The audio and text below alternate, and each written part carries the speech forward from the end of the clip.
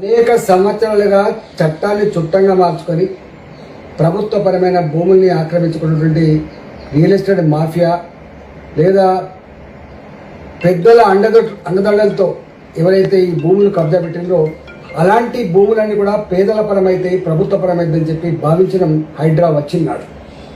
హైడ్రా చెరువులను కాపాడుతుందని, హైడ్రా నాలని కాపాడుతుందని, హైడ్రా పేదవాళ్ళకు అండగా ఉంటుందని చెప్పి భావించడం.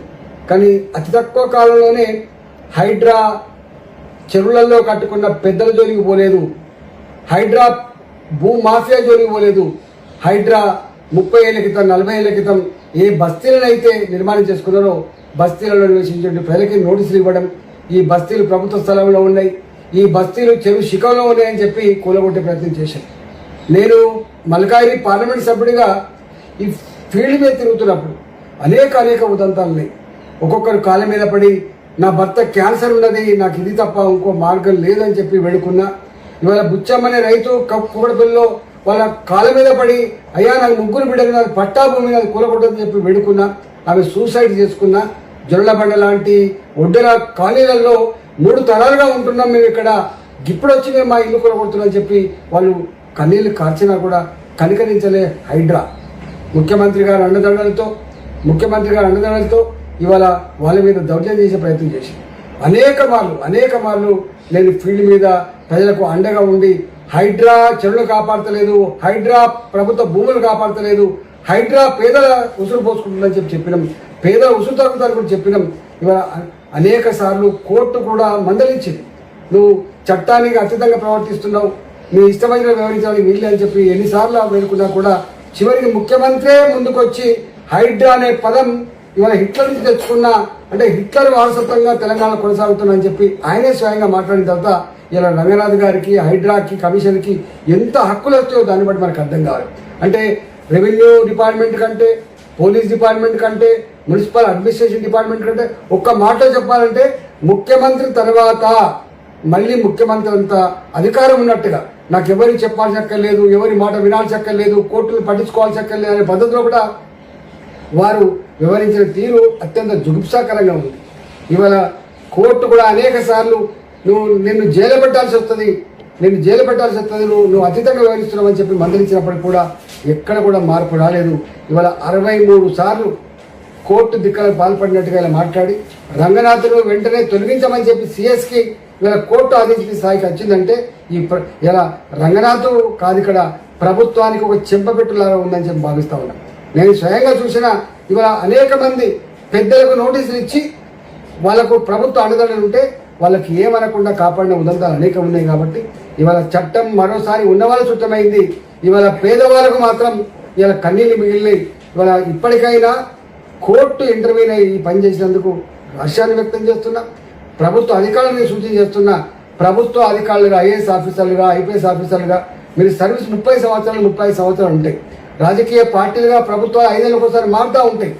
కానీ మీరు ఇష్టానికి లోబడి కాకుండా చట్టాల లోబడి పనిచేసే ప్రయత్నం చేయాలి తప్ప బాసుల ఆదేశాలని తూచ తప్పకుండా పాటించి కటకటాలు పాలైనటువంటి అనేక ఉదంతాలు ఉన్నాయి. కాబట్టి ఇప్పటికైనా బాసులు ఆదేశించగానే 100ల సంఖ్యలో బుల్డోజర్లు పోవడం, 100ల సంఖ్యలో ఈ సిమెంట్ కాంక్రీట్ వెహికల్ పోవడం, 100ల సంఖ్యలో పోలీసులు పెట్టి ప్రజల మీద దౌర్జన్యం చేసే ప్రయత్నం చేయొద్దని చెప్పి నేను డిమాండ్ చేస్తా ఉన్నా. ఇవాళ ఇప్పటికైనా ఈ చర్య జరిగినందుకు గర్విస్తా ఉన్నా. రెండవది, ఇవాళ రియల్ ఎస్టేట్ వ్యాపారం అంతా కూడా హైదరాబాద్ నగరంలో రియల్ ఎస్టేట్ వ్యాపారం ఇవాళ కొన్ని లక్షల మందికి ఉపాధి కల్పిస్తుంది. రియల్ ఎస్టేట్ బాగుంటేనే అనేక రకాల ట్యాక్సెస్ వస్తాయి, నేను స్వయంగా చూసిన.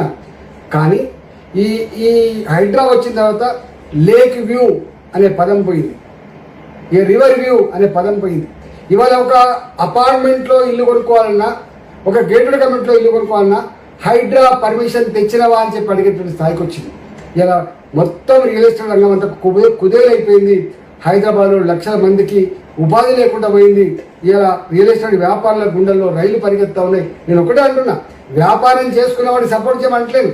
కానీ ఇవాళ హైడ్రా పర్మిషన్ అనేటువంటి పదం వచ్చిన తర్వాత ఎవడు అపార్ట్మెంట్ అమ్ముకోగలుగుతాడు, ఎవడు ఇలా ఇల్లు అమ్ముకోగలుగుతాడు, ఎవడు లేక్ వ్యూ అని పెట్టుకోగలుగుతాడు, ఎవడు ఇలా రివర్ వ్యూ అని పెట్టుకోగలుగుతాడు. ఇంత భయానకమైన వాతావరణం ఏర్పడుతుంది. కాబట్టి దీంట్లో మిడిల్ క్లాస్ కూడా 30 ఏళ్ల క్రితం మేము కూరుకున్న భూమి, 30 ఏళ్ల క్రితం కట్టుకున్న ఇల్లు ఇప్పటికి కూడా మాకు నోటీసులు వస్తున్నాయని చెప్పి భయపడే పరిస్థితి వచ్చింది.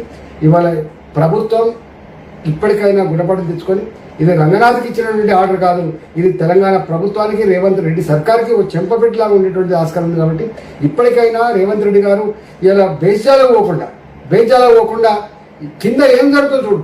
ఇవాళ మొత్తం ఈ ప్రభుత్వం ఏర్పడిన తర్వాత 2.5 సంవత్సరాల కాలంలో అతి ఎక్కువ ప్రజలతో చీకొట్టించుకునేటువంటి ఇవాళ సంస్థ ఏంటంటే హైడ్రా.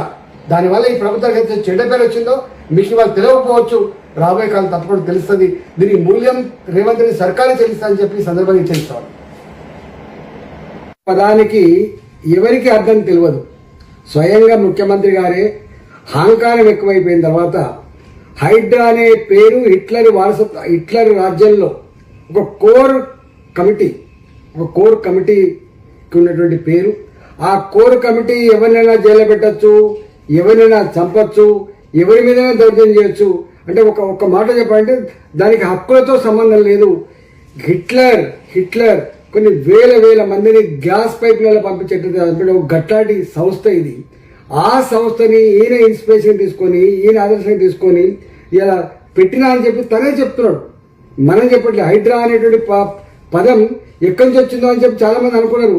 కానీ హైడ్రా హిట్లర్ రాజ్యంలో ఇంత దుర్మార్గాలకు ఒడిగట్టిన సంస్థ అని చెప్పి మాత్రం ఎవరికి తెలియదు. ఇవాళ అదే పని ఈ రాష్ట్రంలో చేసింది. దాన్ని తప్పకుండా హిట్లర్కి ఏ గతి పట్టిందో ఇలా ఈ సర్కార్ కూడా గదే గతి పడుతుందని చెప్పి తెలంగాణ ప్రజానికం శాపనాదాలు పెట్టిండ్రు. తప్పకుండా మూల్యం చెల్లించక తప్పదు.